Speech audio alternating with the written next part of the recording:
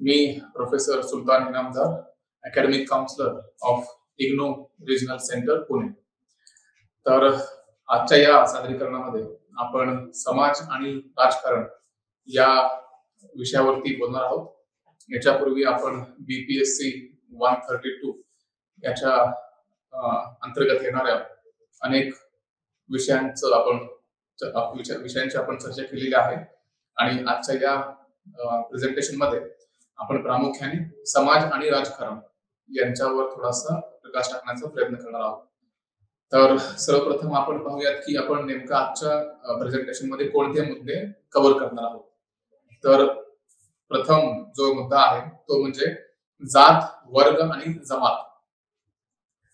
हा जो मुद्दा आहे भारतामध्ये खूप खोलापर्यंत जो म्हणून आपण की रुजवला गेला आहे किंवा समाजामध्ये प्रस्थापित झालेला आहे असा हा विषय आहे की ज्यामध्ये भारतातल्या ज्या जाती व्यवस्था आहेत त्या जाती व्यवस्थेबद्दल आपण थोडीशी माहिती घेणार आहोत.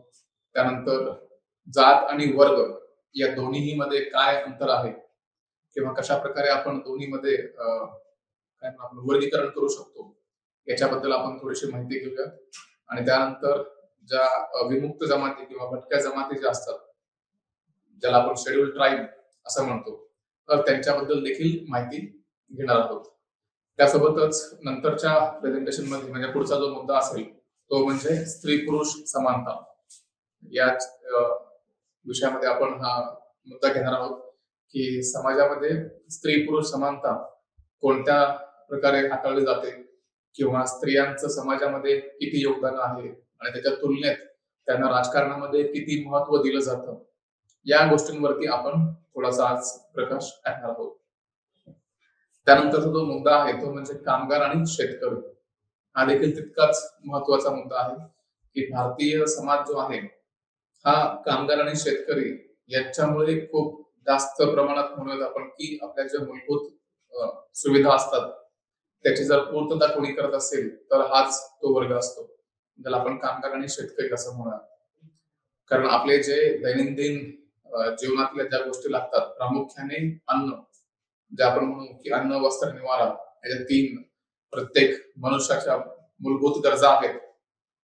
तर त्यातलं जे अन्न आहे हे आपल्या शेतकरी मार्फत आपल्यापर्यंत पोहोचवलं जातो. तर शेतकऱ्यांचं राजकारणामध्ये कशा प्रकारे योगदान दिलं गेलेलं आहे आणि शेतकऱ्यांच्या बद्दल राजकारणी जे असतात किंवा एकंदरीत ज्या निवडणुका होतात त्यामध्ये शेतकऱ्यांसाठी कोणत्या स्कीम्स सरकार घेऊन येते किंवा जे अनेक पक्ष असतात त्यांच्या त्या पॉलिटिकल अजेंडामध्ये मॅनिफेस्टोमध्ये शेतकऱ्यांच्या बद्दल अनेक मुद्दे मांडताना दिसतात आणि जेव्हा ते मुद्दे मांडतात त्यावेळेस खरंच त्यांची पूर्तता केली जाते का हे देखील पाहणं गरजेचं आहे. तर हे तीन मुख्य मुद्दे आहेत. सर्वप्रथम आपल्याला माहिती आहे की भारतीय समाज जो आहे तो खूप वर्षापासून जाती व्यवस्थेवरती आधारित राहिलेला आहे. आज आपण 21व्या शतकात आहोत परंतु तरी देखील जाती व्यवस्था भारतातून पूर्णपणे नष्ट झालेली नाहीये. म्हणजे आपले जे घटनाकार होते त्या सर्वांची इच्छा अशी होती की भारतातून जी जात व्यवस्था आहे त्याला संपवलं गेलं पाहिजे आणि प्रत्येक व्यक्तीला समान वागणूक दिली गेली पाहिजे ज्याला आपण इक्वालिटी किंवा समानता असं म्हणतो. तर आपलं कलम 14 जो आहे article 14 of the Indian constitution तिथे आपल्याला जर फक्त 14च नाही 14, 15, 16, 17, 18 14 ते 18 ज्याला आपण मूलभूत हक्क देखील म्हणतो तर त्या मूलभूत हक्कांमध्ये समानतेचा हक्क हा देखील महत्वाचा आहे आणि हे कलम 14 ते 18 मध्ये मांडलं गेलेलं आहे. आणि त्याचा प्रयत्न हाच राहिलेला आहे नेहमी की कशा प्रकारे आपण समाजातली जी दरी आहे अनेक वर्ग जे आपले किंवा अनेक ज्याला म्हणून आपण जाती आहेत त्या जातींमधला भेदभाव कशा प्रकारे नष्ट करता येऊ शकतो त्याच्याबद्दल थोडासा आढावा आपण या प्रेझेंटेशन मध्ये घेणार आहोत. प्रामुख्याने असं म्हणूयात आपण की जात व्यवस्था जी आहे ही शतकानुशतक चालत आलेली प्रथा आहे जी भारतामध्ये आज देखील रुजलेली आहे आणि जी तिला म्हणून आपण की उघडपणे जरी कोणी जाती व्यवस्थेचं समर्थन करत नसेल तरी सुद्धा प्रत्येकाच्या मनामध्ये आपल्या जातीबद्दल विशेष प्रेम हे नेहमी असतं आणि त्याचं कारण हे जाती भेदभावामध्ये देखील पाहायला मिळतं. इथे एक महत्वाचा मुद्दा असा आहे की प्रत्येक पक्ष जो आता असं म्हणूयात की एस्टॅब्लिश केला जातोय किंवा स्थापित केला जातोय, या पक्षांमधून देखील जातीय तेढ निर्माण करण्याचा कधी कधी प्रयत्न केला जातो किंवा अनेकदा केला जातो. जातीय तेढ असेल किंवा धार्मिक तेढ असेल हे निर्माण करण्याचा प्रयत्न केला जातो. जातीमध्ये दंगली घडवणे किंवा मग धर्मांधर्मांमध्ये दंगली घडवणे, या ज्या गोष्टी आहेत या सर्व गोष्टी इथे आपल्याला पाहायला मिळतात. आणि याच्यामध्ये हे जे राजकीय पक्ष असतात हे प्रामुख्याने भूमिका बजावत असतात. हे राजकीय पक्ष समाज जो आपला समाज विभागला गेलेला आहे त्यांना एकत्र करण्याची क्षमता त्यांच्यामध्ये असते आणि त्यांना सेपरेट करण्याची क्षमता देखील या राजकीय पक्षांमध्ये असते. आपण पाहिलेलं आहे की अनेक काही राजकीय नेते अशा आहेत की जे प्रत्येक समाजाला सोबत घेऊन विकासाची भूमिका मांडतात आणि काही राजकीय नेते असे आहेत की जे विशिष्ट धर्माला किंवा विशिष्ट जातीला समर्थन देऊन त्यांचं राजकारण करत असतात. तर हे राजकारण त्यांच्या पक्षांतर्गत असतं, परंतु त्याचा जो प्रभाव असतो हा संपूर्ण समाजावरती पडत असतो. आणि म्हणून राजकारणामध्ये देखील परिपक्वता आणणं गरजेचं आहे. आपण एक सुज्ञ समाज तेव्हा निर्माण करू शकतो जेव्हा हे राजकीय पक्ष देखील सुज्ञ होतील. आणि त्यासाठी आवश्यक आहे की प्रत्येक व्यक्ती, प्रत्येक नागरिक यांना योग्य ते शिक्षण दिलं गेलं पाहिजे.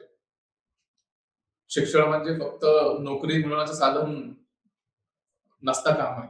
म्हणजे आपण असं पाहिलेलं आहे की आपली ही भूमिका राहिलेली नेहमीपासून की शिक्षण म्हणजे नोकरी मिळवण्याचं एक साधन बनलेलं आहे. परंतु त्याच्या पुढे जाऊन त्याच्या पलीकडे देखील जाऊन विचार करणं गरजेचं आहे. नोकरी तर हमखास ठीक आहे, मिळवणं हा त्यांचा हक्कच आहे प्रत्येकाचा. किंवा जे व्यवसाय करायचा असेल तो व्यवसाय करण्याचा प्रत्येकाला स्वतंत्र दिला गेलेलाच आहे. परंतु त्यासोबतच शिक्षणामधून एक चांगलं व्यक्ती कशा प्रकारे निर्माण केला जाऊ शकतो, एक चांगला नागरिक कशा प्रकारे निर्माण केला जाऊ शकतो, याची देखील म्हणतो ना आपण वेळ आलेली आहे विचार करण्याची की या गोष्टींवरती काय उपाय करता येतील. आणि त्यामुळे मग त्याचा एक मार्ग असा दिसतो की जो आपला अभ्यासक्रम असतो, पाठ्यक्रम असतो, त्या अभ्यासक्रमामध्येच अशा गोष्टींची पूर्तता करायची किंवा असे टॉपिक्स त्यामध्ये द्यायचे की जेणेकरून प्रत्येक व्यक्तीला दुसऱ्या समाजाबद्दल, आपल्या समाजाबद्दल आणि दुसऱ्या समाजाबद्दल देखील प्रेम निर्माण झालं पाहिजे आणि त्यामधून त्यांच्यामध्ये एकीची भावना निर्माण झाली पाहिजे. जेव्हा आपण भारत म्हणतो तर भारतामध्ये प्रत्येक नागरिक येतो. तो कोणत्या जातीचा आहे, कोणत्या पंथाचा आहे, कोणत्या धर्माचा आहे त्याचा विचार न करता प्रत्येक व्यक्ती हा भारतीय आहे हा विचार रुजवला जाणं गरजेचं आहे. आणि त्यासाठी म्हटलं मी जसं की शिक्षणामध्ये बदल करणं गरजेचं आहे किंवा शिक्षणामधून असं शिक्षण दिलं गेलं पाहिजे की जेणेकरून तो व्यक्ती धर्मांध होता कामा नये किंवा तो व्यक्ती जातीवादी होता कामा नये. आज देखील आपण अनेकदा पाहतो की शिक्षित लोक देखील जातीवादी घटनामध्ये समाविष्ट त्यांचा असतो किंवा जे दंगली घडतात त्या दंगलीमध्ये त्यांचा समावेश असतो.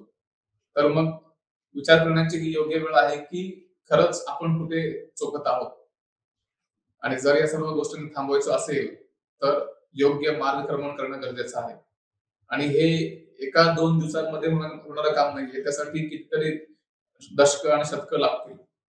पण ठीक आहे, हळूहळू का होईना पण आपण वृद्धीकडे चाललेलो आहोत आणि काही प्रमाणात आपण समाजामध्ये बदल करत चाललेलो आहोत आणि अशा प्रकारचा जो बदल राहील तो पुढे देखील सतत चालू राहील आणि समाज एक समाज किंवा एक संघ समाज म्हणून भारत उदयास येईल.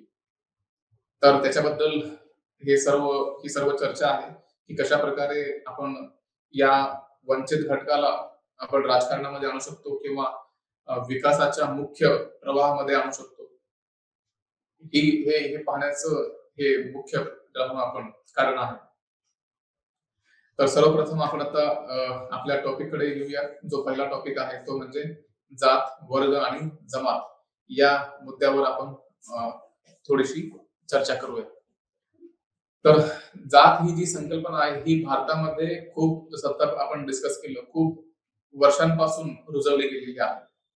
भारतामध्ये प्रामुख्याने जी जात असते ती 4 स्तरामध्ये विभागली गेली होती. एक म्हणजे ब्राह्मण, दुसरा म्हणजे क्षत्रिय, तिसरा वैश्य आणि चौथा शूद्र.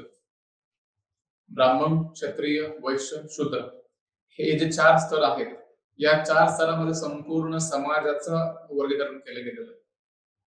संपूर्ण समाज फक्त या 4 घटकामध्ये विभागला गेला होता, ज्याला आपण जाती व्यवस्था किंवा वर्ण व्यवस्था असं म्हणतो.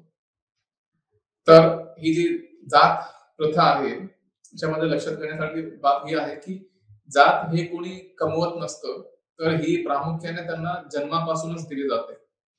म्हणजे एखादा ज्याला म्हणून आपण बालक किंवा शिशु जो असतो, मुलगा असेल मुलगी असेल, एखाद्या जातीमध्ये त्याचा जन्म झाला तर ती जात त्या व्यक्तीसोबत शेवटपर्यंत असते.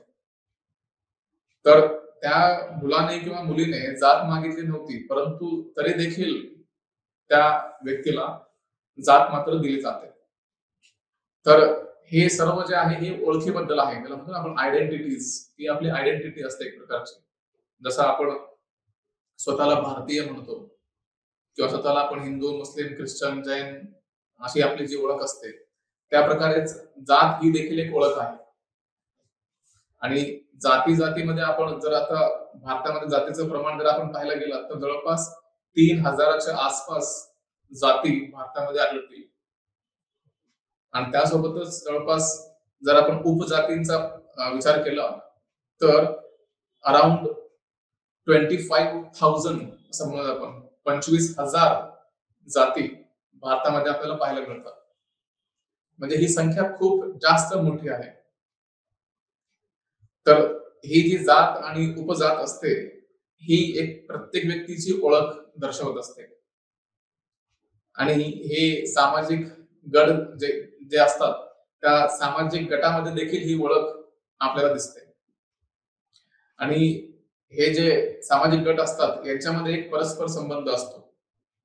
ते एकमेकांवरती अवलंबून असतात.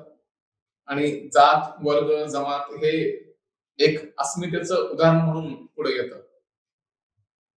प्रत्येक व्यक्ती आपण पाहिला असेल की अनेक ठिकाणी मी अमुक जातीचा आहे किंवा अमुक धर्माचा आहे म्हणून त्यांच्यामध्ये एक अस्मिता निर्माण होते. परंतु ते असताना देखील, त्याचा अभिमान असताना देखील पुढे जाऊन आपण एक भारतीय आहोत, त्याच्याही पुढे जाऊन आपण एक मनुष्य आहोत याची भावना आपल्या मनामध्ये येणं अत्यंत आवश्यक आहे. आणि जोपर्यंत आपण ही भावना आणत नाही तोपर्यंत समाजामध्ये जे जातींमधला भेदभाव आहे तो भेदभाव थांबणार नाही. तर ह्या ओळखी ज्या आहेत हे अजून पुढे एक प्रमुख घटक येतो, तो म्हणजे आपण ज्या ह्या गोष्टी करतो जात, वर्ग, जमात हे जे घटक आहेत हे पुढे जाऊन अजून एक गोष्टीला जन्म देतात, ते म्हणजे धर्म, भाषा, प्रदेश हे ज्या गोष्टी असतात या ओळखींमध्ये यांचा समावेश होतो. हे ज्या आयडेंटिटीज आहेत म्हणजे असं आपण मान्य करूया तर आपण महाराष्ट्रामध्ये आहोत. तर महाराष्ट्रातला जो व्यक्ती असेल तो स्वतःला महाराष्ट्रीयन म्हणेल, बरोबर. महाराष्ट्राचा रहिवासी आहे त्यामुळे तो स्वतःला महाराष्ट्रीयन म्हणेल आणि त्यासोबतच तो एका धर्माशी निगडीत आहे. तर त्याचा तो धर्म असेल, हिंदू असेल, मुस्लिम असेल, ख्रिश्चन असेल, त्याचा तो धर्म असेल आणि त्यासोबतच त्याची एक भाषा देखील असते. जर आपण महाराष्ट्रामध्ये राहतोय तर आपली जी मातृभाषा आहे ती म्हणजे मराठी. तर ही भाषा देखील तिथे एक ओळख बनते. तर असं म्हणूयात आपण की ब्रॉडर पर्स्पेक्टिव्ह मध्ये मोठ्या एखाद्या परिप्रेक्ष्यामध्ये जेव्हा आपण पाहतो, तर वर जो येतो तो धर्म आहे, त्यानंतर भाषा आहे आणि मग प्रदेश आहे. त्याच्या खाली जी आहे ती म्हणजे जात, वर्ग आणि जमात या गोष्टी आहेत. म्हणजे त्याच्यामध्ये समाविष्ट आहे असं म्हणतो आपण. तर हे एकमेकांवरती अवलंबून असतात. त्यांच्यामध्ये एक परस्पर संबंध असतो. तर भारतामध्ये याचं प्रमाण खूप जास्त आहे. आपल्यामध्ये आपण पाहतो की एससी शेड्यूल कास्ट ज्याला म्हणतो आपण, तो समाज आहे. त्यासोबतच एसटी शेड्यूल ट्राईब ज्याला म्हणतो, तो देखील समाज आहे. त्या व्यतिरिक्त अजून काही सामाजिक दृष्ट्या मागास जाती आहेत, ज्यांना आपण ओबीसी म्हणतो, अदर बॅकवर्ड क्लास. तर या सर्व गोष्टींचा समावेश इथे आपण करतो आणि ह्या ज्या सर्व गोष्टी आहेत यांची स्वतःची एक ओळख असते आणि त्या ओळखीच्या आधारेच ते परस्परांवरती अवलंबून असतात. तर हे जे जात असते ही कोणी आपल्याला देत नसून आपण जन्मापासूनच आपल्या सोबत ती येत असते, किंवा असं म्हणू आपण की ते अनुवांशिकच असतं एक प्रकारे. जर एखादा व्यक्ती एखाद्या उच्च जातीला म्हणूयात आपण उच्च जातीमध्ये त्याचा जन्म झाला असेल, तर त्या जातीमधूनच तो पुढे वाटचाल करतो, किंवा एखादा व्यक्ती अन्य कोणत्या एखाद्या जातीमध्ये किंवा धर्मामध्ये त्याचा जन्म झाला असेल, तर त्याच जाती आणि धर्मामध्ये त्याची वाटचाल पुढे होत राहते. आणि जात हा एक असा घटक आहे की जिथे त्यांच्यामध्ये परस्पर नातेसंबंध तर असतातच, त्यानुसारच पदानुक्रम देखील असतं, की जे त्यांच्या सामाजिक गटाचे स्थान दर्शवते. म्हणजे असं म्हणूयात आपण की एखादा उच्च उच्चवर्णीय असेल, उच्च जातीचा व्यक्ती असेल, तर त्याची जी ख्याती असते किंवा त्याचं जे पद असतं ते उच्च आहे असं समजलं जातं. आणि एखादा व्यक्ती आहे जो खालच्या वर्गाशी निगडित आहे किंवा खालच्या जातीशी निगडित आहे, तर मग त्यांना वेगळी वागणूक दिली जाते. तर हे जे सामाजिक भेदभाव आहे, या सामाजिक भेदभावाला बाजूला ठेवणं गरजेचं आहे. आणि त्यासाठी काय करावं लागेल, जसं आपण पाहिलं आता की शिक्षणामध्ये काही मूलभूत बदल करावे लागतील. आणि ते मूलभूत बदल म्हणजे असे असतील की एकतर फक्त नोकरीवरती कॉन्सन्ट्रेट न करता किंवा व्यवसायावरती कॉन्सन्ट्रेट न करता, त्यासोबतच एक चांगला नागरिक आपण कशा प्रकारे देशाला देऊ शकतो याचा विचार देखील होणं गरजेचं आहे. तर त्यामुळे आपण म्हटलं की ह्या गोष्टी जोपर्यंत समाजामध्ये भेदभाव चालू राहील, तोपर्यंत पदानुक्रम देखील आपल्याला पाहायला मिळेल की जिथे उच्चवर्णीय आणि खालच्या जातीचे वगैरे असे जे शब्द वापरले जातात, हे शब्द पुढे देखील वापरले जातील, जोपर्यंत आपण समाजाच्या मूलभूत रचनेमध्ये बदल घडवत नाही तोपर्यंत. आणि सुरुवातीला जेव्हा ह्या जाती कोणत्या एखाद्या व्यक्तीला दिल्या गेल्या की हा पर्टिक्युलर व्यक्ती अमुक जातीचा आहे किंवा त्या धर्माचा आहे, तर ह्या कोणत्या गोष्टीच्या आधारे दिल्या गेल्या, तर ह्या ज्या गोष्टी आहेत ह्या जन्मावर आधारित किंवा व्यवसायावर आधारित गोष्टी आहेत. की समजा आपण असं म्हणूयात की एखादा माळी असेल किंवा फुल विकणारा असेल किंवा शेती करणारा असेल किंवा बागायती करणारा व्यक्ती असेल, तर त्यांच्या व्यवसायावर आधारित जातीची व्यवस्था सुरू केली गेली होती. आणि जेव्हा एखादा व्यक्ती एखाद्या कुटुंबामध्ये जन्मतो, त्यावेळेस त्याची इच्छा असू दे किंवा नसू दे, परंतु त्या व्यक्तीला त्या जातीचा ज्याला म्हणतो त्या जातीवर जो मान असेल, सन्मान असेल किंवा ज्या गोष्टी त्यांना दिल्या गेल्या असतील, त्या सर्व गोष्टींचा ओझा त्या व्यक्तीला घेऊन पुढे जावं लागतं. तर इथे जन्मावर आधारित काही गोष्टी आहेत आणि त्यासोबतच व्यवसायावर आधारित काही गोष्टी आहेत. तर ज्या प्रकारचा व्यवसाय आपण करतो त्यासाठी हे गरजेचं आहे. जेव्हा आपण व्यवसाय करत असतो त्यावेळेस साहजिक आहे की त्याच्या व्यवसायानुसार त्यांना एक पर्टिक्युलर जात दिली गेली. जसं एखादा समजा आपण की खूप उच्चवर्णीय आहे आणि तो खूप चांगल्या दर्जाचं काम करत असेल तर त्याला जनरल कॅटेगरीमध्ये ठेवलं जातं किंवा त्यांना ती एक उच्चवर्णीय व्यवस्था जी निर्माण केली गेली होती त्याच्या आधारे त्यांना ज्या काही सवलती असतील त्या दिल्या जातात. भारतामध्ये देखील काही गोष्टी आहेत की ज्या जातीच्या आधारावर आपण देतो, जसं की आरक्षण. भारतामध्ये अजून देखील आरक्षण चालू आहे. सुरुवातीला देखील दिला गेला होता आणि याचं एक खूप चांगलं उदाहरण आपण असं म्हणू शकतो की बऱ्याचदा हा प्रश्न केला जातो की भारतामध्ये जातीच्या आधारे आरक्षण दिलं जातं. किंबहुना जातीच्या आधारे आरक्षण न देता त्यांच्या ज्याला म्हणून आपण इकॉनॉमिक सिच्युएशन जी असते, आर्थिक परिस्थिती जी असते त्यानुसार आरक्षण दिलं गेलं पाहिजे. तर यावरती सुप्रीम कोर्टाने देखील एक भाष्य केलेलं आहे की जे आरक्षण ही जी प्रथा आहे ही गरिबी दूर करण्याचा हा कोणता प्लॅन नाहीये किंवा गरिबी दूर करण्यासाठी हे आणलं गेलेलं नाहीये. तर समाजामध्ये जी असमानता आहे त्या असमानतेला नष्ट करण्यासाठी आणलेली ही व्यवस्था आहे, जे की राज्य घटनेनुसार दिली गेलेली आहे. तर हा फरक त्यामध्ये असतो आणि म्हणून अजून देखील आरक्षण का चालू आहे? कारण अजून देखील भारतामध्ये जातीच्या आधारावरती भेदभाव केला जातो आणि जोपर्यंत हा जातीवर आधारित भेदभाव चालू राहील तोपर्यंत आरक्षणाची प्रथा देखील चालू राहील आणि ज्या वेळेस हा भेदभाव कमी होईल त्यावेळेस कदाचित आरक्षणाची व्यवस्था जी आहे ती नष्ट केली जाऊ शकते. परंतु केव्हा नष्ट होईल हे कोणी सांगू शकत नाही, कारण जे आपले राजकीय पक्ष असतात त्यांच्यामध्ये इच्छाशक्ती असणं गरजेचं आहे की एखादा समाज जर प्रगत झाला असेल आणि जर त्यांना आरक्षणाची गरज नसेल तर ते आरक्षण नष्ट करता आलं पाहिजे किंवा ते संपवता आलं पाहिजे याची कबुली राजकीय पक्षांना देता आलं पाहिजे. परंतु ते होताना बऱ्याचदा दिसत नाही. याचं कारण म्हणजे साधं असं आहे की त्यांना राजकीय मतपेटी देखील तितकीच महत्वाची असते.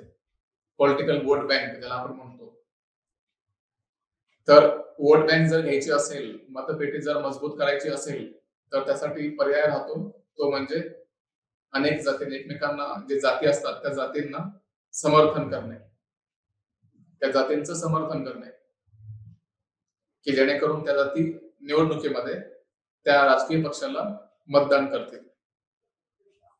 तर या गोष्टी इथे पाहायला मिळतात आणि म्हणून म्हटलं की जोपर्यंत जातीच्या आधारावरती भेदभाव होत राहील तोपर्यंत आरक्षणाची प्रथा चालू राहील आणि जेव्हा हा जो भेदभाव आहे हा पूर्णपणे संपुष्टात येईल, नष्ट होईल, त्यावेळेस आरक्षण देखील नष्ट करणं अपेक्षित आहे. आणि त्यासाठी मी सांगितलं की हे जे राजकीय पक्ष असतात या राजकीय पक्षांच्या विल वरती अवलंबून आहे, त्यांच्या इच्छेवरती अवलंबून आहे. त्यांच्यामध्ये ती पॉलिटिकल विल असली पाहिजे की जे देशाच्या हितासाठी आहे ते सांगणं आणि करणं त्यांना रास्त झालं पाहिजे. तर भारतात जसं मी सांगितलं की जवळपास 3000 जाती उपलब्ध आहेत आणि त्यासोबतच 25,000 उपजाती देखील उपलब्ध आहेत. तर जातीमध्ये एकता आणण्यासाठी राजकारणात जात ही एक महत्वाची भूमिका बजावते. रुडॉल्फ यांनी हे वाक्य सांगितलेलं आहे, रुडॉल्फने, की भारतामध्ये आपण जेव्हा राजकारणाबद्दल बोलतो तर त्या राजकारणामध्ये जात ही जी कन्सेप्ट आहे किंवा ही जी संकल्पना आहे ही खूप महत्वाची भूमिका बजावताना आपल्याला दिसते. याचं कारण म्हणजे काय, तर भारतीय समाज हा जातीच्या आधारावरच विभागला गेलेला आहे आणि ही जोपर्यंत जाती व्यवस्था राहील तोपर्यंत राजकारण देखील त्या जातीच्या अवतीभोवतीच फिरत राहील. तर त्यामध्ये जे राजकीय पक्ष आहेत ते नेहमी प्रयत्न करत असतात की एखाद्या जातीचं समर्थन आपल्याला मिळालं पाहिजे आणि जर तसं करायचं असेल तर मग त्या समाजातील किंवा त्या जातीच्या लोकांना एकत्र आणण्याचं काम हे राजकीय पक्षांद्वारे केलं जातं. आणि हे राजकीय पक्ष नसतात की जे समाजाला एकत्र देखील करू शकतात किंवा समाजाला तोडण्याची देखील क्षमता त्यांच्यामध्ये असते. आणि याच्यामध्ये प्रामुख्याने एकच गोष्ट आहे ती म्हणजे हे राजकीय पक्ष जे आहेत हे जातीच्या आधारे मतदारांना आकर्षित करण्याचा प्रयत्न करत असतात, की मी या प्रमुख किंवा या अमुक जातीचा समर्थक आहे, त्यामुळे या जातीतल्या लोकांनी मला मत द्यावं अशी अपेक्षा अनेक लोकांकडून किंवा अनेक राजकीय पक्षांकडून व्यक्त केली जाते. आणि जेव्हा अशा गोष्टी घडतात त्यावेळेस मात्र समाज एकत्र येण्याच्या ऐवजी अनेक जातींमध्ये भेदभाव निर्माण होण्याची शक्यता जास्त असते. त्यासोबतच 20व्या शतकाच्या शेवटी जवळपास आपण म्हणूयात की 1990 ते 2000 या सालामध्ये या दशकामध्ये ओबीसीची संख्या किंवा ओबीसी राजकारण पुढे आलं, की तिथे मंडल कमिशन जे नेमलं गेलं होतं त्यांनी अशा काही जाती शोधून काढल्या की ज्या सामाजिक दृष्ट्या मागास होत्या, ज्यांना आपण नाव दिलं ओबीसी, अदर बॅकवर्ड क्लास. आणि त्यामार्फत हे जे वर्ग शोधले गेले होते किंवा जाती शोधल्या गेल्या होत्या ज्या सामाजिक दृष्ट्या मागास होत्या, त्यांच्यासाठी काही तरतुदी करण्यात आल्या. आणि त्यातलंच एक म्हणजे आरक्षण देणे. हे ज्या मागास जाती होत्या त्यांना आरक्षण देणे. याचं कारण काय, तर हे जे मागास जाती आहेत यांना राजकारणामधील यांचा सहभाग वाढवणं अपेक्षित होतं. आणि ते जर करायचं असेल तर त्यांना राजकारणामध्ये आरक्षण देणं गरजेचं होतं. आणि म्हणून मग त्यावेळेस मंडल कमिशन ची स्थापना केली गेली. आणि या मंडल कमिशनने काही जातींची पूर्ण अशी लिस्ट दिली की ज्या सामाजिक दृष्ट्या मागास आहेत. तर ह्या सर्व गोष्टी आपण पाहिल्या त्या सर्व होत्या जातीबद्दल. आता आपण पाहूयात की वर्गाबद्दल काय मत आहे. तर वर्ग हा असं म्हणूयात आपण की जातींपेक्षा थोडासा वेगळा आहे. जाती या जन्मावर किंवा त्यांच्या व्यवसायावर अवलंबून होत्या. जेव्हा आपण एखाद्या जातीबद्दल बोलतो त्यावेळेस ती जात त्यांच्या जन्मावर आधारित होती किंवा त्यांच्या व्यवसायावर आधारित होती. तर इथे वर्ग हा जो घटक आहे हा थोडासा वेगळा दिसतो आपल्याला. वर्ग कशा प्रकारे वेगळा आहे, तर इथे त्यांची जी स्थिती असते, जेव्हा आपण एखाद्या वर्गाबद्दल बोलतो तर हे जे वर्ग असतं तो वर्ग एखाद्या व्यक्तीची किंवा समूहाची आर्थिक स्थिती दर्शवतो. म्हणजेच काय, तर तो जो समाज असतो किंवा ती जी व्यवस्था निर्माण केली जाते आर्थिक स्थितीच्या आधारे निर्माण केली जाते. असं आपण जेव्हा म्हणतो की हा उच्च वर्गातला आहे किंवा एखादा लो क्लासचा आहे, याचा अर्थ हा की एखादा व्यक्ती श्रीमंत आहे किंवा एखादा व्यक्ती गरीब आहे. तर आपली जी आर्थिक स्थिती असते त्या आर्थिक स्थितीच्या आधारे वर्गाची निर्मिती केली जाते किंवा आपण त्याची ओळख बघतो. आणि या गोष्टी ज्या आहेत ह्या अनुवंशिक नाहीयेत. जसं जात ही जन्मानेच येते तसं वर्गामध्ये तसं नाहीये. इथे वर्ग बदलता येऊ शकतो. म्हणजे आपण जेव्हा म्हणतो की समाजामध्ये प्रामुख्याने 3 वर्ग असतात, ज्याला आपण अप्पर क्लास, मिडल क्लास आणि लोअर क्लास असं म्हणतो. किंवा त्याला मराठीमध्ये म्हणायचं झालं तर उच्च वर्ग, मध्यम वर्ग आणि खालचा वर्ग किंवा निम्न वर्ग देखील त्याला म्हटलं जातं. तर ह्या वर्गांची आपण वर्गाची वर्गीकरण कशावरून केलं जातं, तर याचं वर्गीकरण एका गोष्टीवर केलं जातं, ते म्हणजे त्याच्या आर्थिक परिस्थितीनुसार. की एखादा व्यक्ती खूप श्रीमंत असेल, त्याच्याकडे खूप जास्त संपत्ती असेल, तर अशा व्यक्तीला आपण उच्च वर्गामध्ये स्थान देतो. आणि आपण त्यांना हे मान्य करतो की हा व्यक्ती उच्च वर्गाला संबंधित आहे किंवा उच्च वर्गाशी निगडित आहे.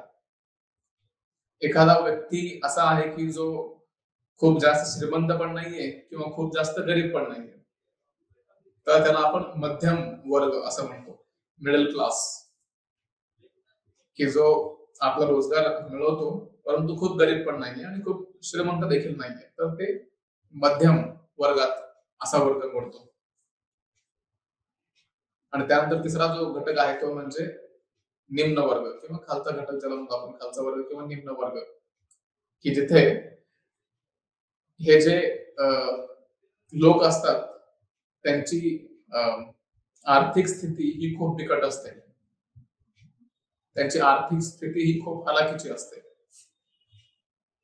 आणि त्यामुळे काय घडतं नेमकं, तर या गोष्टींमुळे तो जो समाज असतो की जो खूप कमी संपत्ती त्यांच्याकडे असते किंवा किंबहुना संपत्ती नसतेच, त्यांची आर्थिक स्थिती खूप हलाखीची असते, बिकट असते, तर अशा वर्गाला आपण निम्न वर्ग किंवा खालचा वर्ग असं देखील म्हणतो. आणि हे जे वर्गाची पद्धत आहे, ही पद्धत कोणत्याही एका धर्माला निगडीत नाही किंवा एका धर्माशी संबंधित नाहीये. जेव्हा आपण जातीबद्दल बोलतो तर त्या जातीमध्ये आपण एक विशिष्ट धर्म देखील तिथे पाहू शकतो, परंतु वर्गामध्ये मात्र तसं नाहीये. जेव्हा आपण एखाद्या वर्गाबद्दल बोलतो त्यावेळेस तो व्यक्ती कोणत्याही धर्माशी निगडीत असू शकतो. तो हिंदू असेल कदाचित, मुस्लिम असेल कदाचित, ख्रिश्चन असेल, पारसी असेल, जैन असेल किंवा अन्य कोणता धर्म असेल. त्याच्यामध्ये एक गोष्ट मात्र कॉमन असते, सामान्य असते, ती म्हणजे त्यांची आर्थिक स्थिती. जेव्हा आपण श्रीमंतांच्या बद्दल बोलतो तर फक्त एका धर्मातले लोक श्रीमंत नसतात किंवा फक्त एका जातीमधले लोक श्रीमंत नसतात. श्रीमंत लोक हे प्रत्येक जातीमध्ये असू शकतात, श्रीमंत लोक हे प्रत्येक धर्मामध्ये असू शकतात. त्यामुळे आपण त्यांना धर्मामध्ये बांधून ठेवू शकत नाही किंवा त्यांना आपण जातीमध्ये बांधून ठेवू शकत नाही.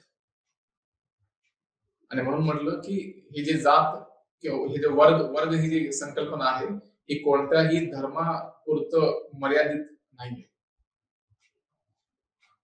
आणि त्यामुळे आपण म्हणतो की अजून कार्ल मार्क्स जो आहे, कार्ल मार्क्स शब्दामध्ये असं म्हणतो की तो समाजामध्ये दोनच वर्ग असतात. कार्ल मार्क्सच्या नुसार समाजामध्ये दोनच वर्ग असतात. एक म्हणजे कॅपिटलिस्ट, ज्याला आपण भांडवलदार वर्ग असं म्हणतो. कार्ल मार्क्सच्या भाषेमध्ये आपण त्यांना बुर्जवाझी किंवा बुर्जवा क्लास असं म्हणतो. आणि दुसरा जो वर्ग असतो तो म्हणजे वर्किंग क्लास, लेबर क्लास, कामगार वर्ग, ज्याला कार्ल मार्क्सच्या शब्दामध्ये आपण प्रोलेटेरियट असं म्हणतो. म्हणजे प्रामुख्याने कार्ल मार्क्सला असं म्हणायचंय की प्रत्येक समाजामध्ये दोनच वर्ग असतात. एक म्हणजे तो वर्ग की ज्यांच्याकडे सर्व संपत्ती आहे, त्यांच्याकडे उत्पन्नाचे सर्व साधनं आहेत आणि त्यांना इन शॉर्ट आपण श्रीमंत लोक असं म्हणू शकतो. तर श्रीमंत आणि गरीब हे दोनच वर्ग आहेत असं कार्ल मार्क्स म्हणतो. आणि गरीब म्हणजे कोण, की जो त्याची आर्थिक स्थिती खूप वाईट आहे, बिकट आहे. त्यासोबतच त्यांच्याकडे उत्पादनाची साधनं नाहीयेत कोणती. त्यांच्याकडे फक्त श्रम हेच एक उत्पादनाचं साधन आहे, की जे स्वतःच श्रमदान करू शकतील आणि त्यातून मग काही आर्थिक फायदा घेऊ शकतील. याच दोन गोष्टींवर आधारित आहे. आणि म्हणून आपण म्हणतो की हा जो निम्न वर्ग असतो, ज्याला कामगार वर्ग असं म्हणूयात आपण. कार्ल मार्क्सचं म्हणणं आहे की हा जो कामगार वर्ग असतो, या कामगार वर्गाचं शोषण हे भांडवलदार वर्गामार्फत केलं जातं. आणि यामुळे समाजामधली जी आर्थिक दरी आहे दोन वर्गांमधली, ती दरी दिवसेंदिवस वाढत जाते. सर्व संपत्ती आणि उत्पादनाची साधने फक्त काही लोकांच्या हातामध्ये असतात आणि बाकी जी संपत्ती असेल, आता जर एक्झाम्पल देऊन सांगायचं झालं तर आता या 21व्या शतकामध्ये देखील अनेक सर्वे केले गेले आणि त्यातनं असं समोर आलं की जगभरातली जवळपास 80% संपत्ती ही फक्त 20% लोकांच्या हातामध्ये समाविष्ट झालेली आहे. म्हणजे आपण फक्त इमॅजिन करून बघा की 80% संपत्ती ही फक्त 20% लोकांच्या हातामध्ये केंद्रित झालेली आहे आणि उरलेली जी 20% संपत्ती आहे ती मात्र 80% लोकांच्या मध्ये वितरित केली गेलेली आहे. आणि यावरून आपल्याला ही समाजामधली दरी किती मोठी आहे, आर्थिक गॅप म्हणतो आपण इकॉनॉमिक गॅप किती मोठा आहे हे यातून आपल्या समोर येतं. तर कार्ल मार्क्सचं देखील हेच याच गोष्टीवरती त्याने लक्ष केंद्रित केलं होतं की कशा प्रकारे आपण क्रांती समाजामध्ये घडू शकतो की जेणेकरून प्रत्येक व्यक्ती हा एका समान पातळीवरती येऊन कार्य करू शकेल. आणि हा जो वर्ग असतो हा वर्ग आपण कोणत्याही वेळेस बदलू शकतो. एखादा श्रीमंत व्यक्ती असेल की ज्याला आपण अप्पर क्लास किंवा उच्च वर्गातील व्यक्ती असं म्हणतो, तो व्यक्ती केव्हाही निम्न स्तरामध्ये किंवा मध्यम स्तरामध्ये येऊ शकतो. किंवा एखादा व्यक्ती निम्न स्तरात किंवा मध्यम स्तरामध्ये असेल तर तो उच्च वर्गामध्ये देखील जाऊ शकतो. ज्या प्रकारे त्यांच्या उत्पादनाचं साधन बदलेल, ज्या प्रकारे त्यांचं उत्पन्न वाढेल त्यानुसार ते आपलं वर्ग बदलू शकतात. तर हे आपण सर्व पाहिलं वर्गाबद्दल. आता आपण पाहूयात की जमात ज्याला आपण म्हणतो, आदिवासी जमात, यांच्याबद्दल थोडीशी आपण माहिती घेऊयात. तर परंपरेने आदिवासी जमात हे डोंगर आणि जंगलामध्ये राहत आलेली आहे. आदिवासी जमात जी असते ती एका ठिकाणी शक्यतो राहत नसते. ते नेहमी एका ठिकाणाहून दुसऱ्या ठिकाणी जात असतात की जेणेकरून त्यांचं जीवन सुखकर होऊ शकेल किंवा त्यांचं राहणीमान व्यवस्थित चालू शकेल. तर यांचं जे आयुष्य असतं ते प्रामुख्याने जंगलामध्ये आणि आदिवासी भागामध्ये राहिलेलं आहे. आणि अशा ठिकाणी रस्ते, शाळा किंवा आरोग्य सुविधा इत्यादींचा मात्र अभाव असतो. कारण जंगलामध्ये एखाद्या ठिकाणी कोणी राहत असेल किंवा एखाद्या डोंगराळ भागात एखादा व्यक्ती राहत असेल तर अशा ठिकाणी शाळा पोहोचवणे किंवा रस्ते बनवणे, त्यासोबतच आरोग्याच्या ज्या सुविधा असतात त्या पोहोचवणे हे थोड्याशा कठीण जातात. आणि म्हणून या सर्व गोष्टींचा अभाव या ठिकाणी आपल्याला पाहायला मिळतो. आदिवासी जगण्याच्या शोधात किंवा असं म्हणूया आपण की त्यांना एक असं साधन पाहिजे असतं की ज्यामध्ये त्यांना जीवन जगण्यासाठी ज्या गोष्टी आवश्यक असतात त्या गोष्टींच्या शोधामध्ये एका ठिकाणाहून दुसऱ्या ठिकाणी कूच करत असतात. आणि आदिवासींना त्यांची उत्पादनं विकण्यासाठी किंवा विकसित करा म्हणून आपण की जे काही गोष्टी त्या बनवत असतील त्यांना एका ठिकाणाहून दुसऱ्या ठिकाणी नेऊन विकण्यासाठी बाजारपेठ देखील उपलब्ध नसते. त्यासोबतच जमातीमधील ज्या गोष्टी घडत असतात किंवा जे प्रकरण घडत असतात त्यामध्ये त्यांच्यामधला आदिवासी प्रमुख हा निर्णायक भूमिका बजावत असतो. एखाद्या समाजामध्ये काही गोष्टी घडल्या किंवा एकमेकांच्या विरुद्ध काही तक्रारी आल्या तर त्याचा जो निवारा असतो किंवा त्याला आपण त्याचं जे निरसन असतं त्या भांडणांचं निरसन तिथेच त्या आदिवासी प्रमुखाद्वारे केला जातो आणि योग्य तो न्याय प्रत्येक व्यक्तीला दिला जातो. तर आदिवासी ही संकल्पना ब्रिटिशांनी 19व्या शतकामध्येच मांडली होती. जातींच्या व्याख्येत बसत नसलेल्या ज्या समुदायामध्ये फरक करण्यासाठी याचा वापर केला गेला होता. म्हणजे आपण म्हणतो की बऱ्याच जाती आहेत की ज्या उच्च जाती आहेत किंवा निम्न जाती आहेत. या ज्या जाती आहेत यांना तर आपण राज्यघटनेमध्ये समाविष्ट केलेला आहे आणि त्यांना त्यांच्यासाठी काही तरतुदी केलेल्या आहेत. परंतु असा समाज की ज्यांचा राज्यघटनेमध्ये उल्लेख नव्हता किंवा जातीच्या व्यवस्थेमध्ये त्यांचा उल्लेख नव्हता, त्याला आपण शेड्यूल ट्राईब असं म्हणायला लागलो. म्हणजेच आदिवासी जमात असा आपण शब्द वापरायला सुरुवात केली. आणि भारताच्या संविधानात भारतातील अनुसूचित जमातींच्या कल्याणासाठी अनेक तरतुदी केल्या गेलेल्या आहेत. जसं की आरक्षण. आरक्षण प्रत्येक जो शेड्यूल ट्राईब मधला व्यक्ती असेल त्या व्यक्तीला दिली गेलेली आहे. त्यासोबतच राजकारण असेल किंवा नोकरी असेल किंवा शिक्षण असेल, या तीनही क्षेत्रामध्ये आदिवासी जमातीतील लोकांना आरक्षणाची मुभा दिलेली आहे. आणि त्या अंतर्गत जी आदिवासी विद्यार्थी असतात ज्यांना शिक्षण घ्यायचं असेल, अशा शिक्षक विद्यार्थ्यांना सरकारमार्फत शिष्यवृत्ती देखील उपलब्ध करून दिली जाते. त्यासोबतच आदिवासी बहुल भागात आदिवासी सल्लागार परिषद स्थापन करण्याची तरतूद देखील संविधानामध्ये केली गेलेली आहे, जी अनुसूचित जमातीच्या कल्याणाच्या बाबीवर राज्य सरकारला सल्ला देते. ही जी समिती असते याचं कार्यच हे असतं, याचं कामच हे असतं की ही जी अनुसूचित जाती जमाती आहेत यांच्या कल्याणासाठी कशा प्रकारे सरकार कार्य करू शकते किंवा कोणत्या गोष्टी यांच्या कल्याणासाठी सरकार करू शकते, या गोष्टी सुचवण्याचं जे काम आहे ते आदिवासी सल्लागार परिषदेचं आहे.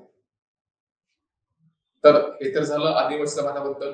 आता आपण याच्या पुढे अजून एक पाऊल पुढे जाऊन स्त्री पुरुष समानता याच्याबद्दल थोडीशी माहिती घेऊयात की कशा प्रकारे भारतामध्ये स्त्री पुरुष समानता आणली गेलेली आहे किंवा अजूनही त्याच्यावरती कशा प्रकारे वादविवाद चालत आलेला आहे. तर लोकशाहीत समाजातील प्रत्येक घटकाला प्रतिनिधित्व मिळणं अपेक्षित आहे. जेव्हा आपण लोकशाहीबद्दल बोलतो, जेव्हा आपण म्हणतो की प्रत्येक व्यक्ती हा जन्माने स्वतंत्र आहे आणि प्रत्येक व्यक्तीला त्याच्या ज्या मूलभूत गरजा आहेत त्याची पूर्तता केली गेली पाहिजे आणि त्यासोबतच त्यांना योग्य ते प्रतिनिधित्व देखील मिळालं पाहिजे. आणि असं बऱ्याचदा असं देखील म्हटलं जातं की स्त्रियांच्या ज्या समस्या असतात त्या स्त्रिया मुख्यत्वाने स्त्रिया त्यांच्या स्वतःच्या ज्या समस्या आहेत त्या समजून घेऊ शकतात आणि त्यांना सोडू शकतात. म्हणजे पुरुषांच्या नजरेतून न बघता स्त्रियांना स्त्रियांच्या नजरेतून बघणं देखील तितकंच महत्वाचं आहे. कारण स्त्रियांच्या ज्या समस्या असतात हे पुरुष कदाचित त्या पातळीवर जाऊन समजू शकणार नाही, परंतु स्त्री म्हणून स्त्रिया एकमेकांच्या समस्यांचं निराकरण करू शकतात. आणि लोकशाहीमध्ये तर हे अपेक्षित आहे की समाजातील प्रत्येक व्यक्तीला राजकारणामध्ये समावेश करण्यासाठी किंवा राजकारणामध्ये त्यांचा समावेश करण्यासाठी सरकारने देखील प्रयत्न करणं गरजेचं आहे आणि समाजाने देखील तितकंच प्रयत्न करणं गरजेचं आहे. तर हे जे राज्यकारभार असतं त्यामध्ये महिलांचाही सहभाग तितकाच महत्वाचा मानला जातो.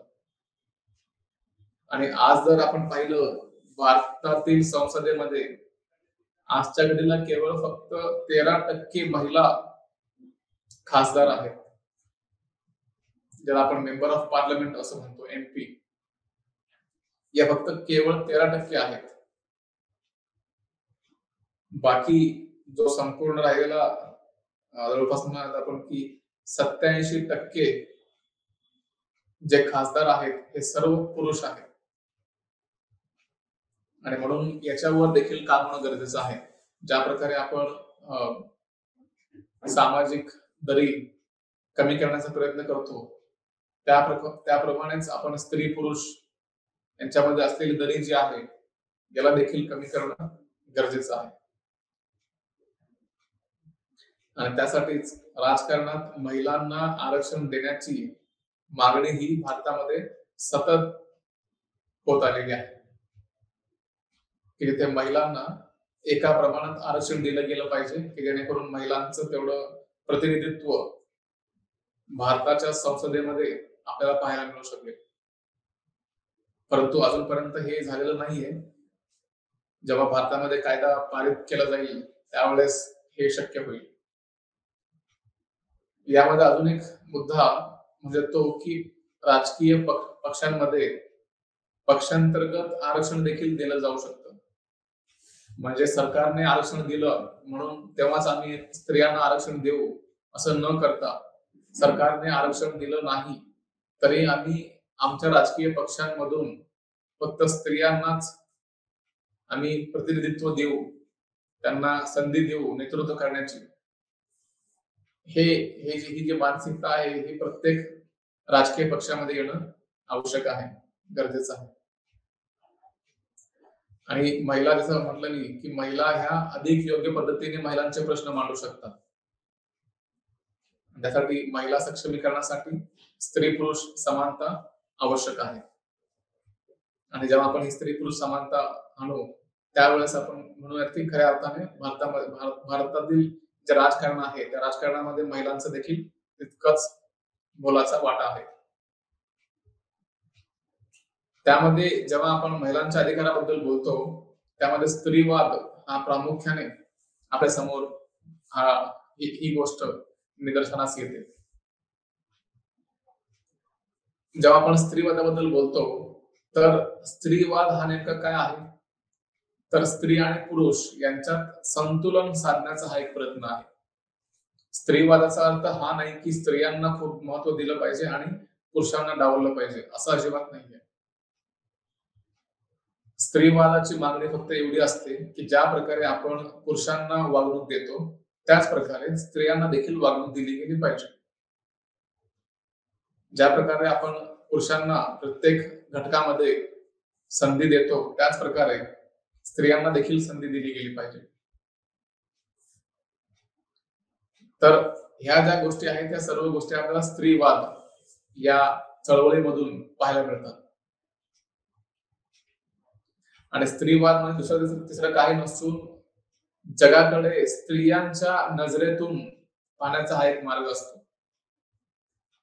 म्हणजे समाजामध्ये ज्या गोष्टी घडत असतात त्यांना आपण जसं म्हणूयात की पुरुष जो आहे तो पुरुषांच्या नजरेतून पाहतो आणि स्त्री जी आहे ती स्त्रियांच्या नजरेतून पाहते. परंतु संपूर्ण समाजाला तो पुरुष असेल किंवा स्त्री असेल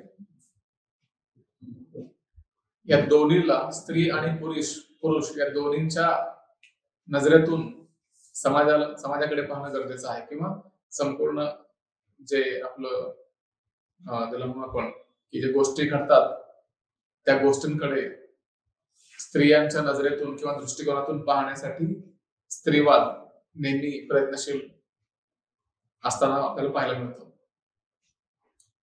स्त्रीवादाचं मुख्य जे केंद्रबिंदू आहे तो म्हणजे पितृसत्ताक व्यवस्थेवर टीका करणे, की जेणेकरून आतापर्यंत जी चालत आलेली पितृसत्ताक व्यवस्था आहे त्याला पूर्णपणे नष्ट करणे आणि स्त्री मुक्तीसाठी आवश्यक ते प्रयत्न करणे.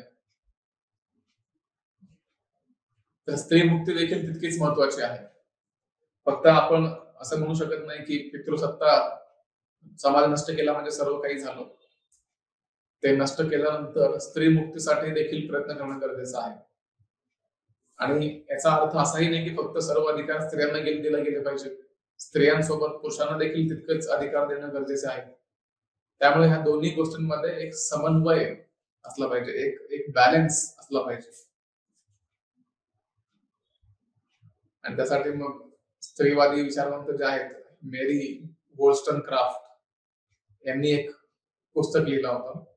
त्याला नाव दिलं गेलं होतं a vindication of rights of women.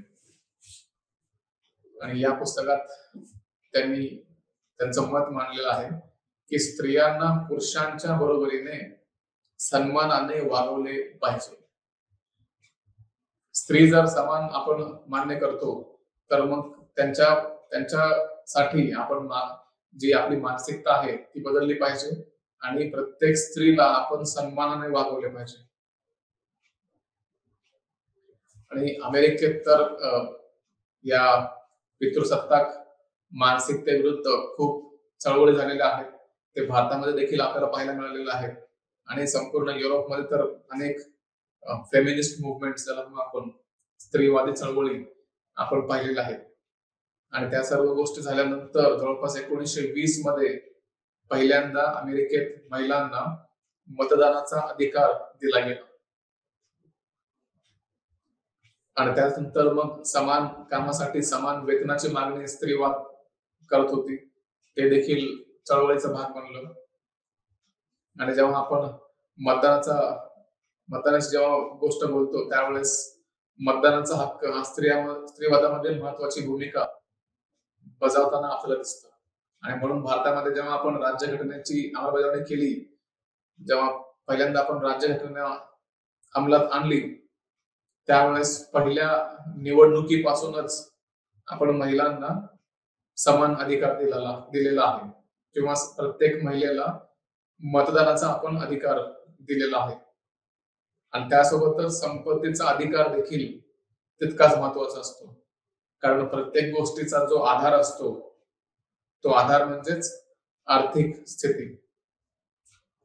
आणि जर स्त्रियांची आर्थिक स्थिती ठीक करायची असेल तर त्यांना संपत्तीचा अधिकार देणं देखील तितकंच महत्वाचं असतं. आता आपण पाहूयात की कामगार आणि शेतकरी यांची भूमिका काय राहिलेली आहे. तर कामगार आणि शेतकरी मिळून भारतीय समाजाचा एक सर्वात मोठा गट बनतो, की जिथे अनेक वेळा शेतकरी आणि कामगार एकत्र येतात आणि ते कार्य करतात. जेव्हा ते एखादी चळवळ चालवतात त्यावेळेस बऱ्याचदा कामगार जे आहेत ते शेतकऱ्यांना समर्थन देतात आणि शेतकरी जे आहेत ते कामगारांना देखील समर्थन देतात. तर हा जो घटक आहे प्रामुख्याने कामगार वर्ग हा भारतामध्ये खूप जास्त मोठ्या प्रमाणात उपलब्ध आहे. त्यासोबतच शेतकरी वर्ग, ज्याला आपण प्रायमरी सेक्टर असं म्हणतो, प्रायमरी सेक्टर मध्ये शेतकऱ्यांचा खूप मोलाचा वाटा आहे. आणि हे जे दोन वर्ग आहेत, कामगार वर्ग आणि शेतकरी वर्ग, या दोन्ही वर्गांचं खूप मोठ्या प्रमाणात शोषण केलं जातं. आणि 21व्या शतकात आधुनिक उद्योग किंवा रेल्वे, पोस्ट, टेलिग्राफ, ज्याला आपण टेलिग्राफ नेटवर्क असं म्हणतो, त्यानंतर सरकारने वृक्षारोपण कार्यक्रम हाती घेतला. त्यानंतर खाणकाम इत्यादींच्या ज्या गोष्टी आहेत यांच्या वाढीसह कामगार वर्ग देखील वाढत गेला. कारण या सर्व गोष्टींमध्ये कामगारांची गरज पडते. रेल्वे असू देत किंवा उद्योग असू देत, पोस्ट टेलिग्राफ असू देत, या वृक्षारोपण, खाणकाम इत्यादी सर्व गोष्टी आहेत. या सर्व गोष्टींमध्ये आपल्याला कामगारांची गरज पडते.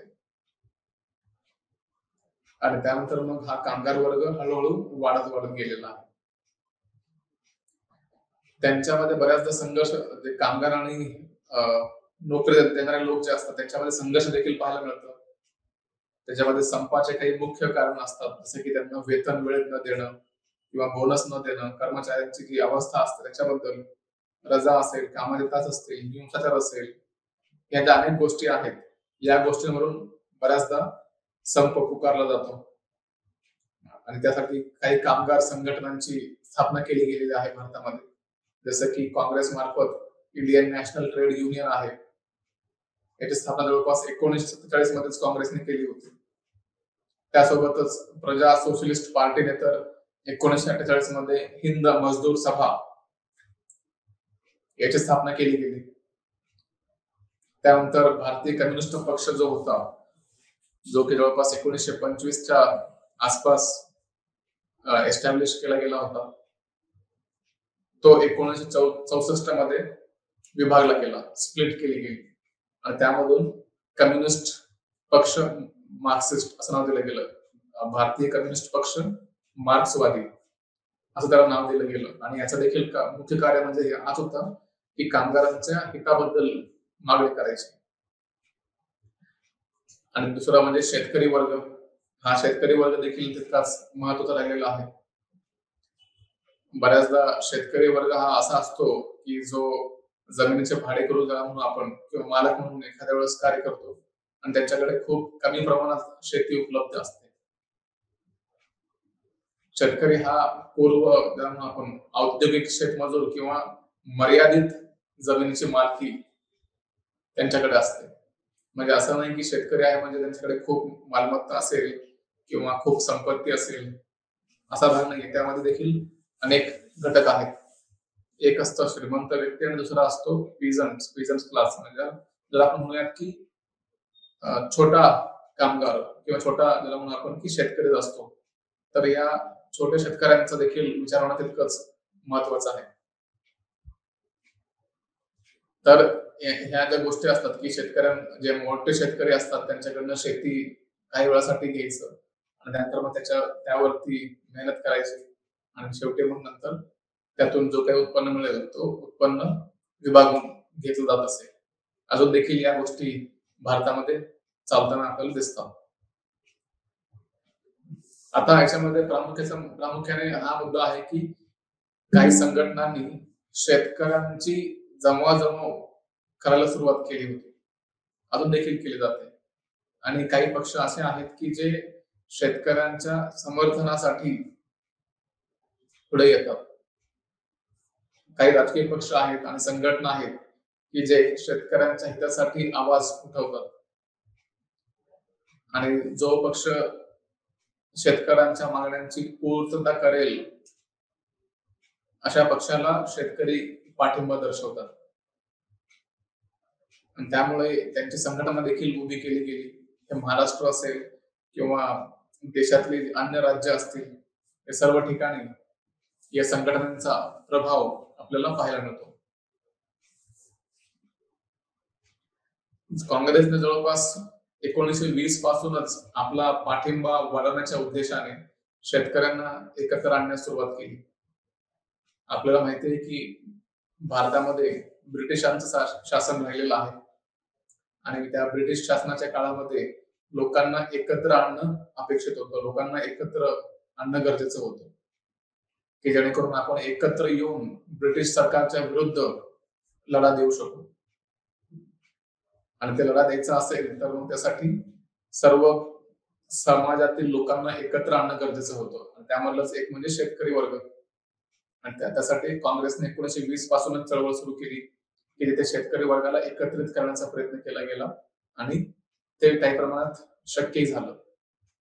त्यांना यश देखील त्यात मिळालं.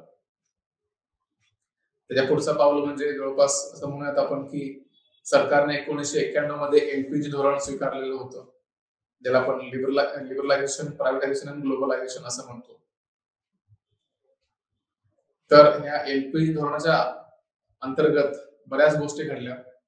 असं आपण म्हणू शकतो की जी भारताची कल्याणकारी राज्य म्हणून जी ओळख होती ती ओळख हळूहळू कमी होत गेली 1991 नंतर. कारण आपण जे एलपीजी मॉडेल स्वीकारलेलं होतं ते खूप महत्वाचं राहिलेलं आहे. खूप महत्वाचं आपल्याला इथे दिसतं की जेणेकरून या एलपीजी मॉडेलच्या अंतर्गत जे आंतरराष्ट्रीय संघटना आहेत किंवा धोरणं जे असतात, आंतरराष्ट्रीय अनेक घटक जे असतात,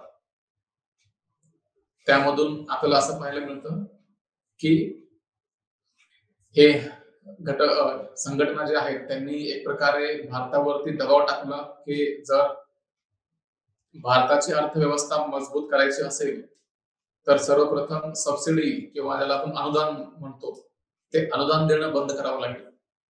जेव्हा आपण अनुदान देणं बंद करतो त्यावेळेसच मग खऱ्या अर्थाने आपण म्हणू शकतो की भारताची जी अर्थव्यवस्था आहे ती व्यवस्थित चालू शकेल. आणि त्यामुळे ते WTO ने, ज्याला आपण वर्ल्ड ट्रेड ऑर्गनायझेशन असं म्हणतो, यासारख्या संस्थांनी तर विविध दायित्वांच्या कारणीभूत ज्याला आपण म्हणतो की जेव्हा आपण WTO ची सदस्यता घेतो, मेंबरशिप घेतो, त्यासोबतच त्यांचे काही नियम असतात जे आपल्याला पाळावे लागतात. आणि त्यांचा त्यामध्ये असाही नियम होता की शेतकऱ्यांना आपण जेव्हा अनुदान देतो तो अनुदान फक्त 10%च आपण देऊ शकतो. त्यामुळे ह्या सर्व गोष्टी होत्या की ज्यामुळे शेतकरी आंदोलन करत होते आणि त्यांचं कल आपण पाहतोच की शेतकऱ्यांच्या ज्या मागण्या असतात ते सतत पुढे येत असतात.